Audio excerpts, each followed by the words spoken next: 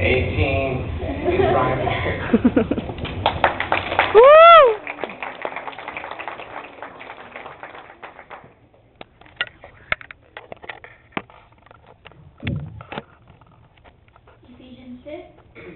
Ephesians 6, 10 through 18.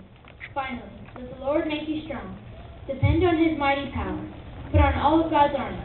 Then you can stand firm against the devil's evil plans. Our fight is not against human beings. It is against the rulers, the authorities, and the powers of this dark world.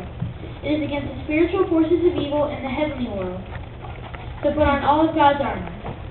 Evil days will come, but you will be able to stand up to anything. And after you have done everything you can, you will still be standing. So stand firm. Put the belt of truth around your waist. Put the armor of godliness on your chest. Wear on your feet what will prepare you to tell the good news of peace. Also, pick up the shield of faith. With it you can put out all the flaming arrows of the evil one. Put on the helmet of salvation. Pick up the sword of the Holy Spirit. The sword is God's word. At all times, pray by the power of the Spirit. Pray all kinds of prayers. Be watchful so that you can pray. Always keep on praying for all of God's people. Ephesians 6, 10 through 18.